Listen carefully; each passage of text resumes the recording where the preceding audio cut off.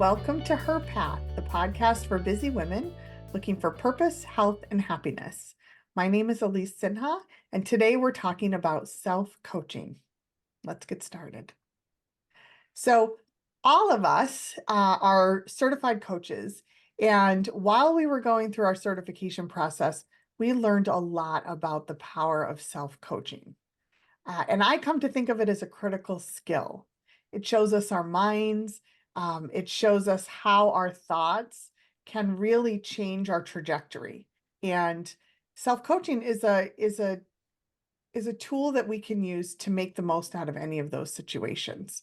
So before I get started on really what it is and how we use it, I want to ask my friends here, how do you use self-coaching in your day-to-day life, in your business, in your profession? Where does it come up most for you? Well, for me, I'll start.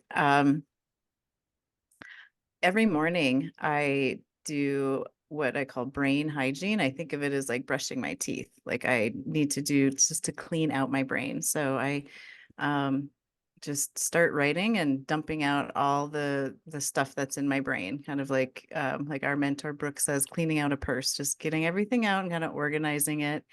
And then thinking about my day and what it is that I'd like to accomplish and what do I need to be feeling and thinking in order to get those tasks accomplished.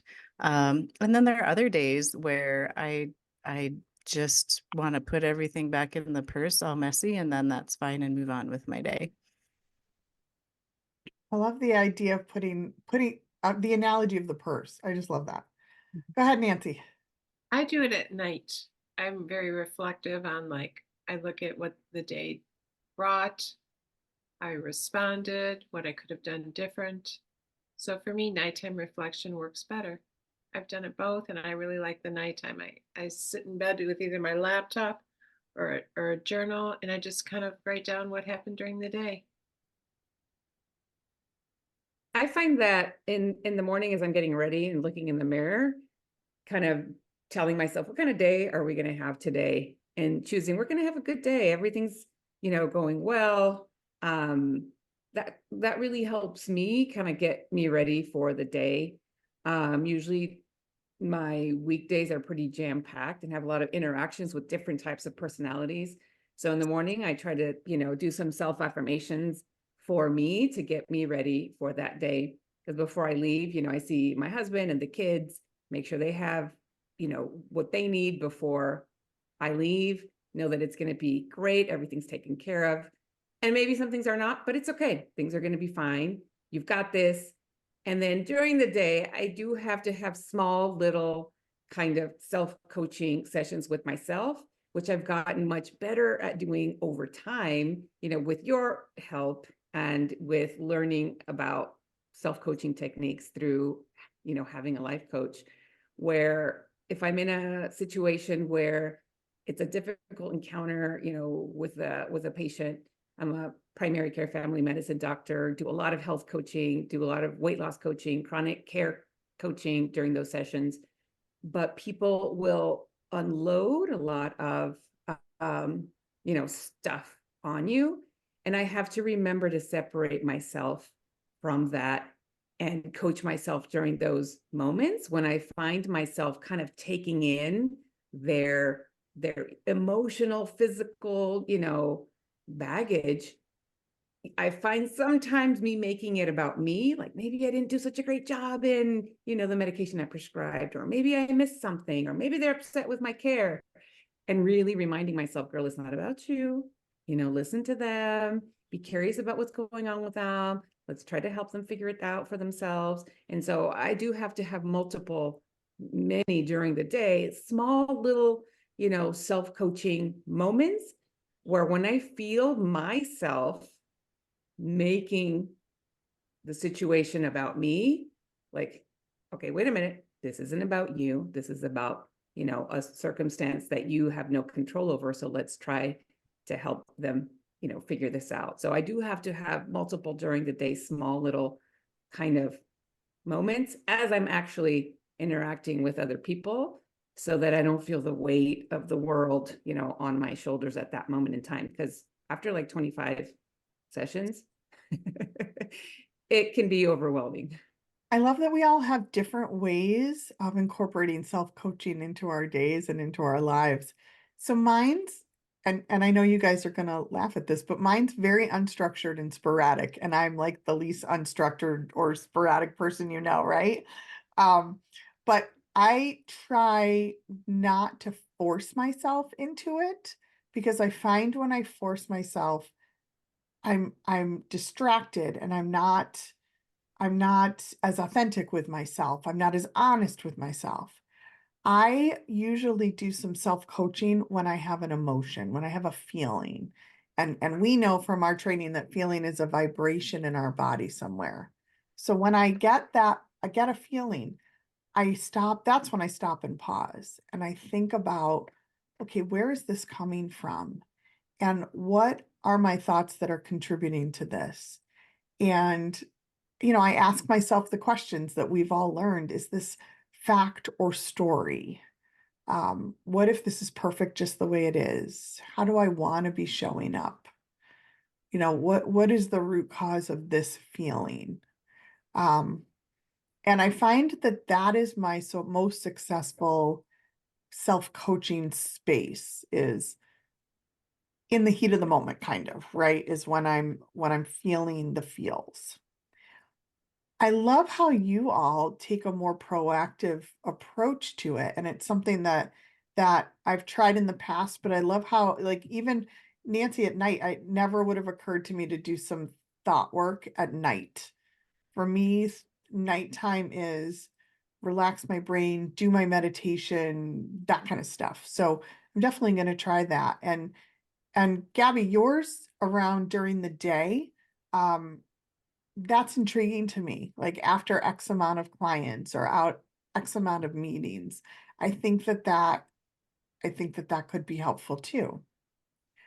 So I wanted to take this one step forward. So in one of our previous episodes, we talked about our minds being assholes, and we know that they are. And they play tricks on us. They can be really mean to us. They can distort facts. Um, and the root cause of those is always the way we think. Have you women been able to utilize self-coaching to kind of tame that asshole in our mind? Oh, yes, every day, 100%. For example, a parenting, in a parenting way, when having so I have 3 teenagers and then I have a 6-year-old. So we have a wide spectrum of, interesting personalities and developmentally completely, different. And there'll be times when I'm challenged by, one of the kids, one of the teenagers. And then my brain just starts saying, God, you didn't do, it's terrible. I know. It's like, you didn't do a great job. Why didn't you teach her this? Or why didn't you teach them that? Or you're setting a bad example. And that is such an asshole thing to do to yourself, or to allow my mind, or to believe in it, or to give into it. So when that starts creeping in, that, and you mentioned, I love it, the feels, when the feels start coming up and I start getting some kind of feeling emotion about it, being aware that it's creeping up, being aware of what thought processes are going through my mind. Because prior to coaching, I only used to think that I was either happy, satisfied, or pissed. There's nothing in between. And it's always everybody else's fault. The reason my dissatisfaction, in life. And so now, after coaching, kind of, knowing that my mind is making all this shit up, and I can actually choose whether or not I want to believe and give into it, or I want to examine it and tweak that thinking so that I have a better, understanding of myself and what's going on, and then act in a way that I feel much more, satisfied or at peace with. So with regards to like the parenting thing, I have to give myself some compassion in that moment when maybe things are going so well and I, am being judgmental of myself, to be like, no, it's okay. You did everything right. The kids are going to have their own way of doing things. It's not necessarily bad. Let's just see what happens. You trust that you did the right thing as they were growing up.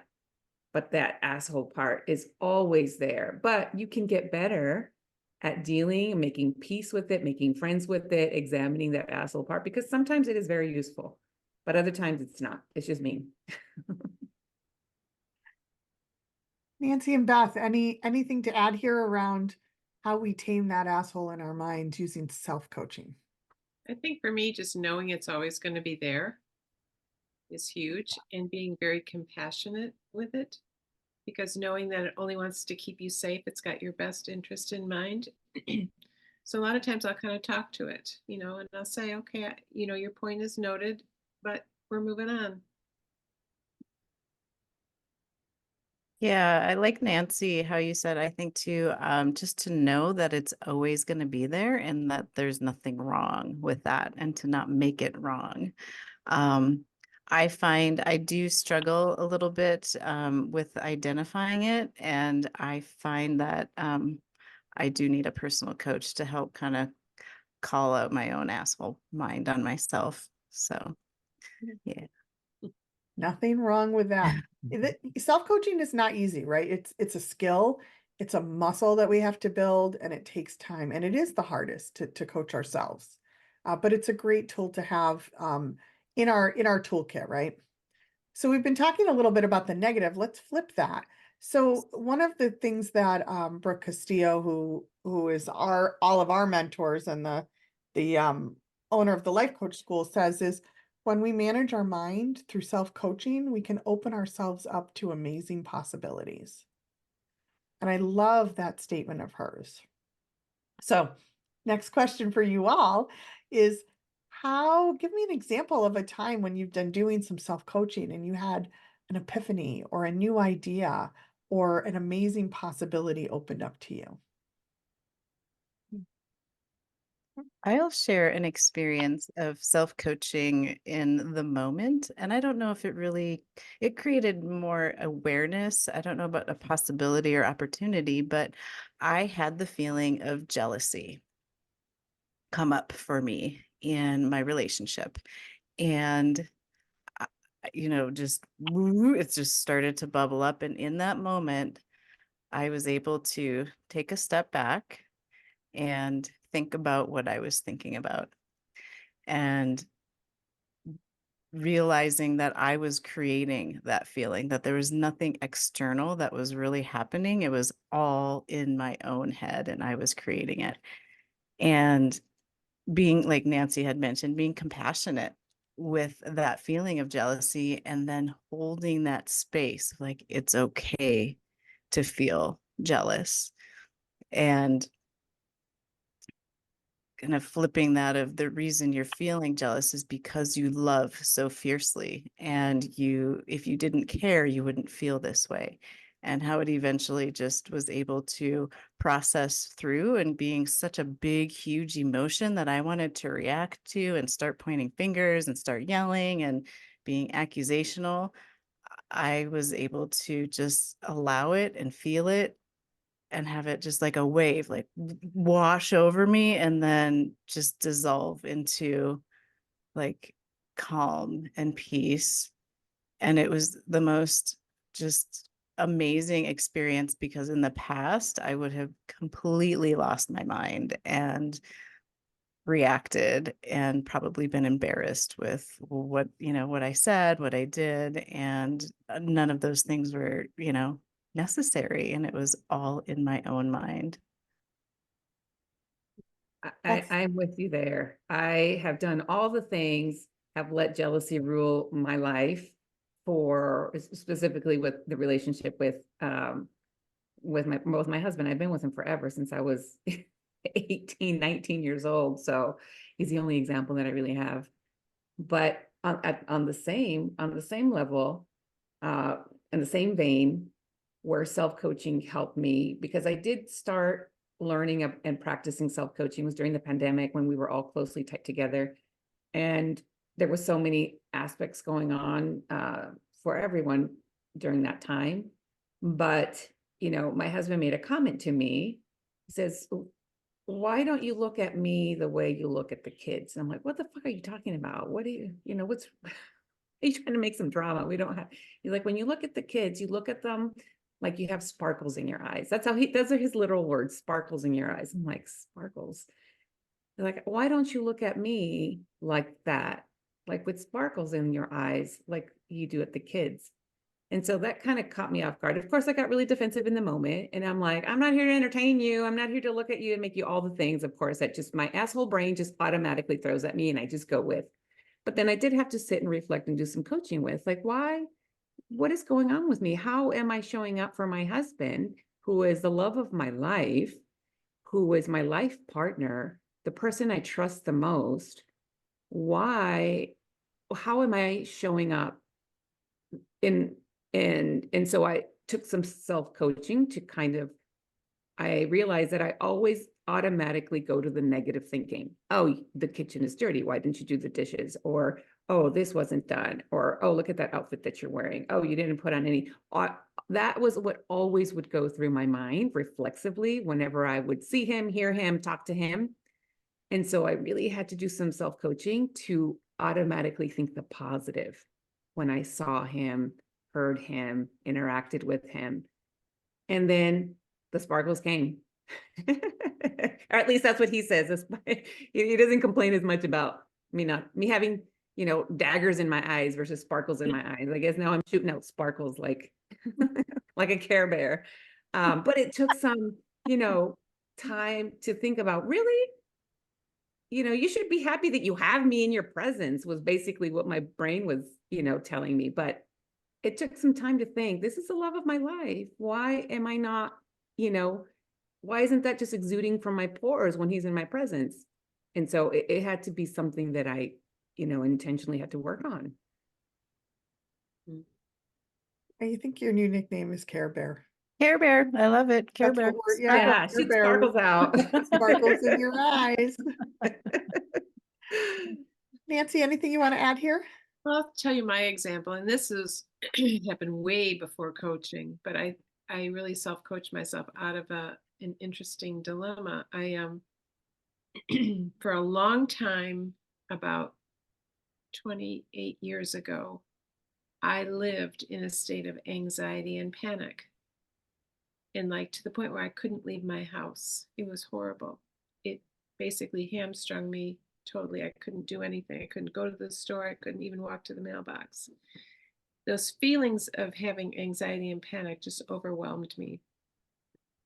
And I found alcohol would soothe it. And I thought, oh boy, this is not good. And so one time I thought, okay, I spend so much energy fighting this panicky feeling. What if I just allowed it and gave into it? And so I made myself a promise that next time that anxiety feeling came, I would just totally open up and ride that wave. I described it as like a tsunami wave coming to wash me away. And I'll never forget, one day it came and I just opened my arms. I laid on the bed and I said, come on. And I let myself feel every single aspect of it. It washed over me and it's never come back. And I thought, oh my gosh, for years I was fighting this feeling. And all it took was allowing the feeling and the sensation to just embrace me, wash over me. I got to know it. I felt it with every cell in my body, and it's never come back. So for me, that was huge. Wow. And it never came back. That's amazing. No, it's never come back. And I've even kind of looked for it, at times, but it's never come back. And I think just the process of allowing that feeling to just take hold and instead of trying to push it away and not feel it was like the most incredible revelation I've ever had. That's funny that you say that, Nancy, because I've had situations like that where they used to be anxiety provoking and paralyzing. Mhm. And then over time, allowing them being in that situation, not, really resisting it or, hiding it or denying it. What you mentioned is that I've looked for it and it hasn't been there anymore. I Yeah. know what you're talking about because there have been times when I've been in the situation again, and I'm not even really aware of it. But there's a moment where it's like, normally in the situation, I would have been shaking, my heart would have been racing, my ears would have been ringing. Mhm. And now I'm just that's not happening. Like it's amazing. It's almost like a superpower. It is. It is. But just feeling the feeling. Mhm. Yeah. Yeah, because initially it feels horrible. I mean, it feels Yeah. horrible having that, and you'd rather be doing anything else but feeling that Exactly. anxiety or that vibration in the body. But Yep. going through it and mastering it, that is definitely a superpower. Mhm. Yeah. And it takes trust. You have to trust yourself to be able to feel that Right. and go to that really uncomfortable and sometimes scary place, right? Well, for me, it felt like I was going to die. I mean, I don't know how many times I ran to the ER or to the med center just with this sensation. Being a nurse, you have the tip of the iceberg. I thought, oh my gosh, I'm going to get a stroke or a heart attack. And yeah, and just saying, okay, if this is how I'm going to live my life, forget it. I'm gonna just die. And so I was like, take me. If this is it, just take me right now. Mhm. And no, just allowing it was probably the biggest gift I've ever given myself because it gave me freedom from it. So brave. So brave. So I'm going to give an example, and while I do it, I'm going to kind of go through for all of our listeners who are saying, okay, but what is it? Like, what's the brass tacks of self-coaching? So this is an example that happened to me very recently. So I am one of the new things that I'm doing this year is putting out mini courses on my website. So I'm recording them with one of my collaborators, multiple different topics. So we were doing topic, and we were about, I don't know, 2/3 of the way through.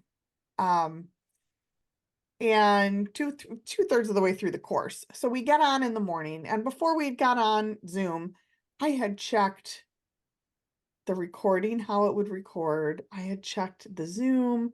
I had checked my, all my microphone, my video, my everything.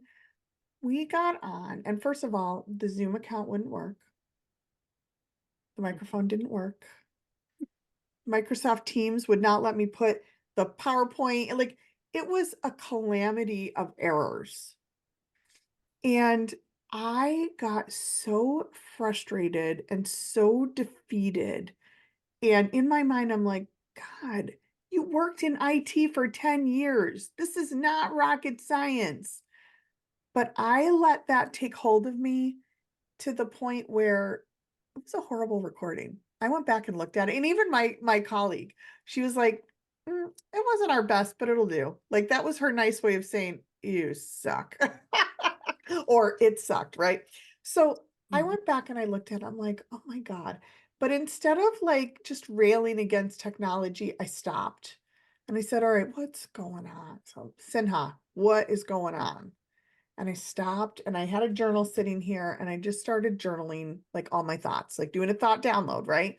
Just writing out all of my thoughts. And what I came up with was this this unbelievable overwhelm of what I have put on my plate for this year. So, a new podcast, 4 mini courses, offering new retreats, a new coaching circle with new curriculum that I've had to build. A new, I brought on an intern and doing all the work, launching 2 social media pages. When I started really diving into what was causing this feeling, this vibration, it was unbelievable to me. And then from there, I'm like, I'm writing. You're working every weekend. You're working after dinner. You're you're exhausted. You're not, spending enough time with the people you love. Like it all just came out. And I was so shocked by that at first because I was like, wow, I thought this was a reaction to some some technology issues, but really it was the culmination of a lot of things. So I followed the advice that we all teach. I started asking myself. So first I did the thought download, get it all out, right? Unpack the purse, dump the purse out, throw the stuff that's not helping me away, right? You can't do this.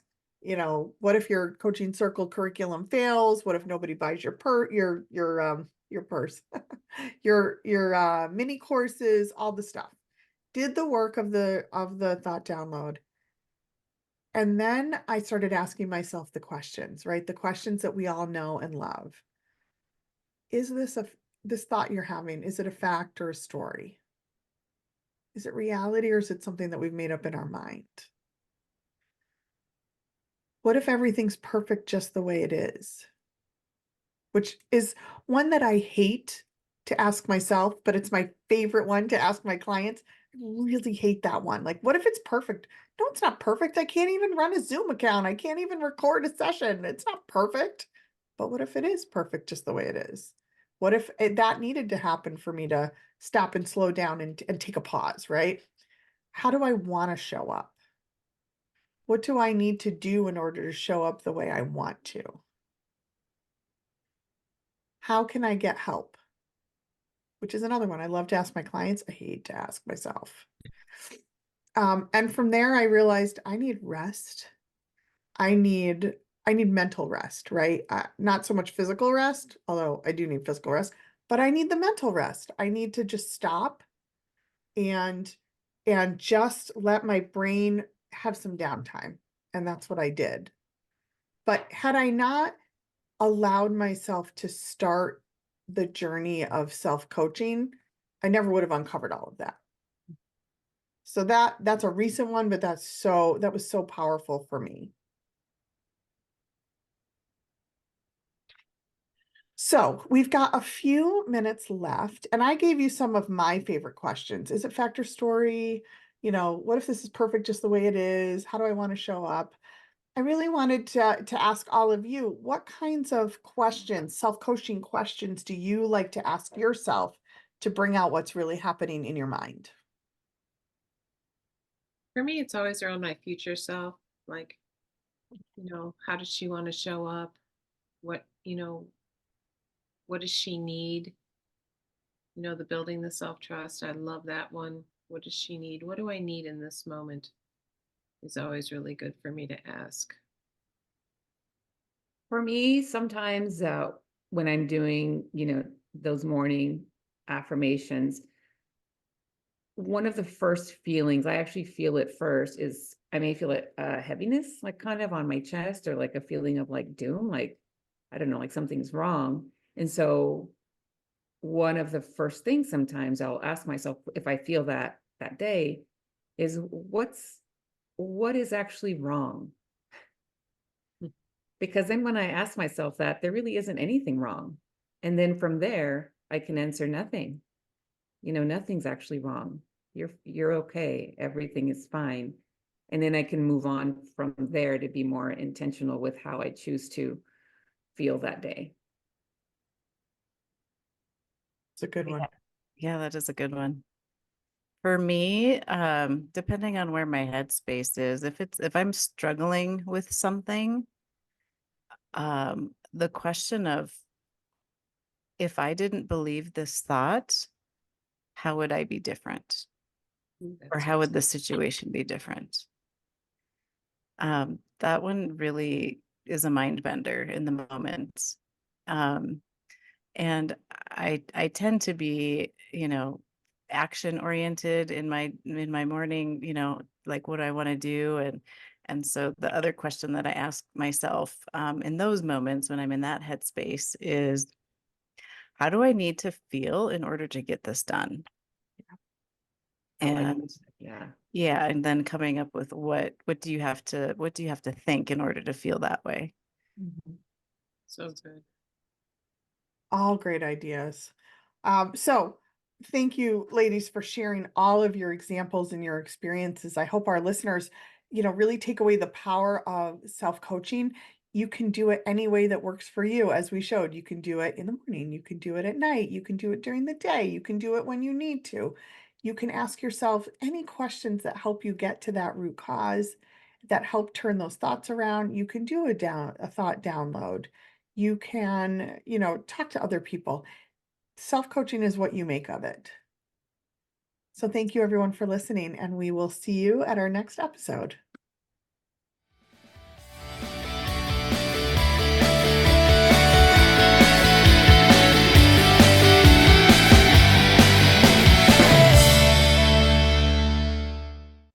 Hey, one more thing before we leave. This podcast is for informational and entertainment purposes only. We are certified professional coaches, but this broadcast is not a substitute for medical or psychological advice. Okay, thanks for listening. See you next week.